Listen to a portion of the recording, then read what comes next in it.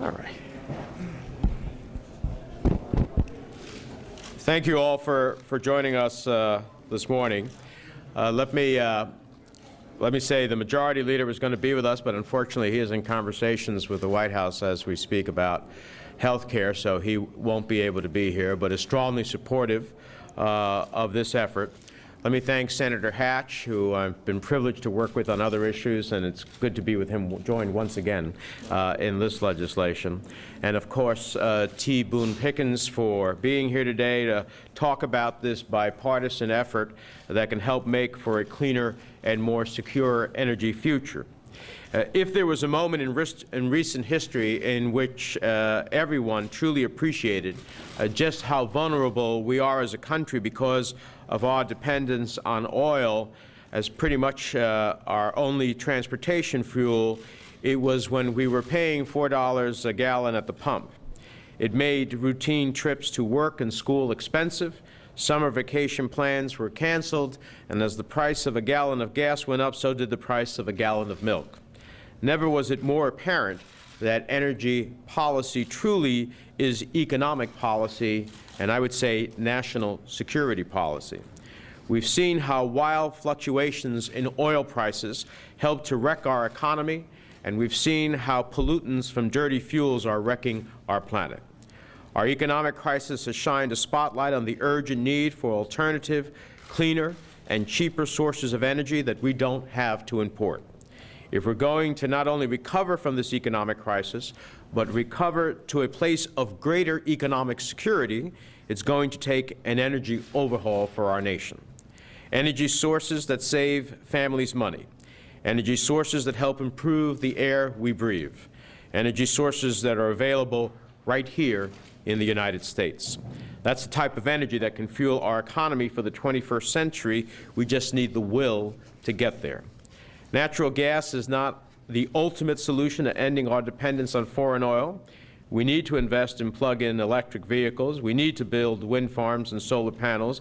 We need more efficient vehicles, and we need to develop advanced biofuels. But natural gas vehicles must be part of the solution as well. Because of new extraction techniques, we now have 35% more accessible natural gas than we did 2 years ago.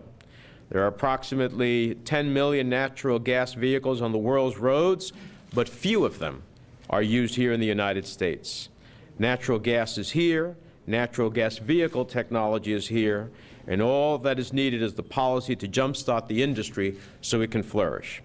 And jumpstarting the industry by making it easier and cheaper to own a natural gas car can create new manufacturing jobs at a time we so desperately need them. The bill that I'm proud to introduce with Senator Hatch, Senator Reid, and others will do just that. The bill extends for 10 years important tax credits to buy natural gas vehicles, build refueling infrastructure, and for the use of natural gas as a fuel. This will give the market a clear signal that the government is committed to this market and will not walk away. It will make natural gas vehicles a more realistic, more affordable option for families and businesses.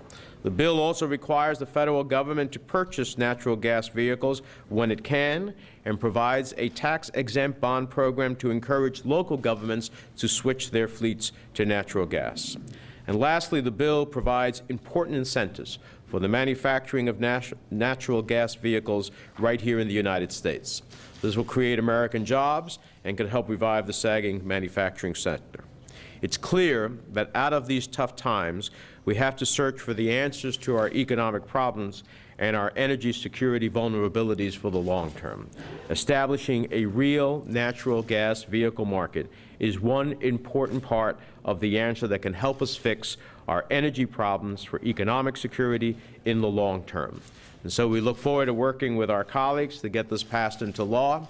Let me introduce a colleague who serves on an incredibly important committee, the Senate Finance Committee, is a strong voice in this regard, and who I'm incredibly pleased to be working with to make this law, Senator Hatch. Well, I'm really pleased to be working with Senator Menendez, Harry Reid, and others who are making a difference in this area and are willing to stand up in this new Gas Act of 2009. It means a lot to me that my long-term friend, T. Boone Pickens, is with us here today. You all know that he's been a strong proponent of shifting our nation toward a greater use of wind power for electricity generation and of natural gas as a transportation fuel, which is the focus of the bill that we're introducing today. I'm grateful for Senator Menendez and his willingness to lead this fight in the United States Senate, and I'll stand there with him, and hopefully we'll get this passed. Senator Menendez and I have worked together to make this legislation as effective as possible and as cost-effective as possible. In 2005, as part of the Energy Policy Act of 2005, I was able to get the CLEAR Act enacted into law, along with some wonderful colleagues here. Ever since that legislation has promoted the purchase of alternative fuel and hybrid vehicles, our alternative fuel infrastructure, and of course the use of alternative fuels in vehicles. Now, I've been very pleased with the growth in the use of hybrid electric vehicles in this country since the passage of the CLEAR Act. But I've been less pleased with the growth in natural gas as a transportation fuel. I believe that we need to, I believe strongly that we need an extra push to spur on the greater use of natural gas and to get more natural gas vehicles on our roads. The good news is that over the last few years, with the help of new drilling technologies, we have dramatically increased our nation's natural gas reserves.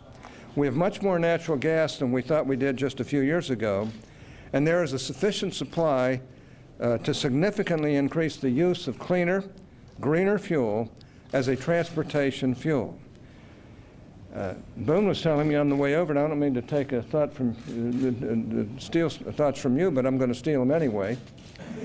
Boone told me that the Colorado School of Mines has estimated that we have available to us 2,000 trillion TCFs of natural gas.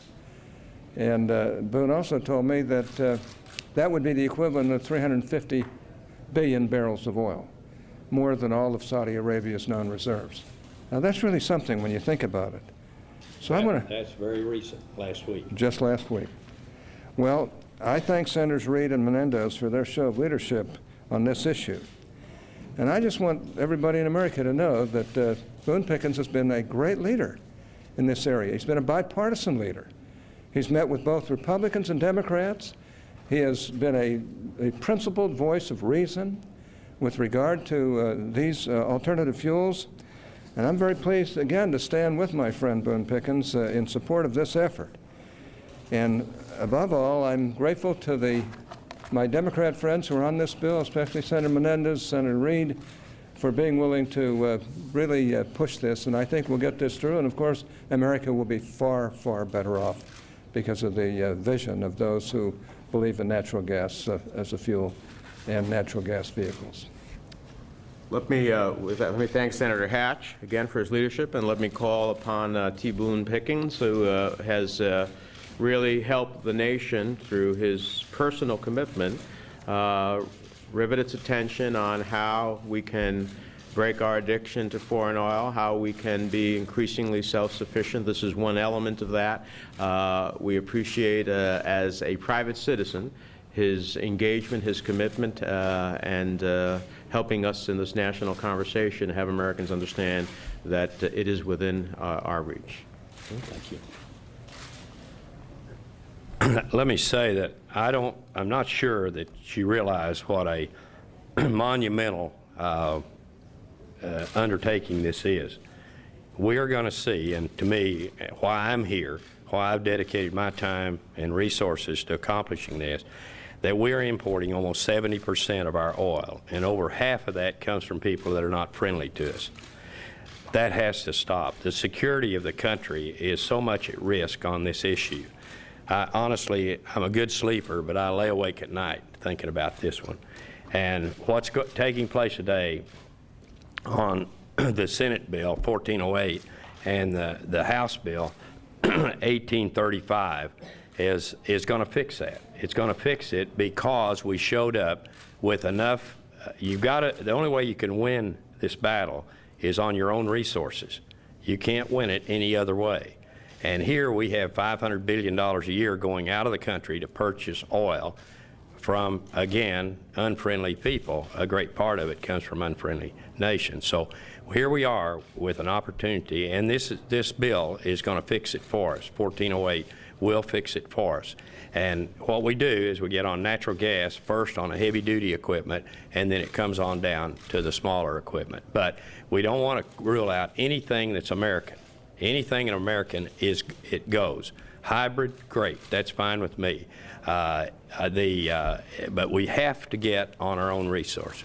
So I appreciate very much both Senator Hatch and Menendez making me a part of this event today, because this is huge for me. I really feel like I am helping do something for this country, and we are going to get it done. But the way it's going to work is we're going to do it together. It's going to take all of us, but we are going to be so proud of ourselves in 5 years. The accomplishment we make in 10 years, we will be completely clear of the problem. But we're going to see legislation come out of this session this year that is going to direct energy for the next 50 years for America, and that is huge. I won't be around to see it all, but I'll be around to see a part of it. Thank you.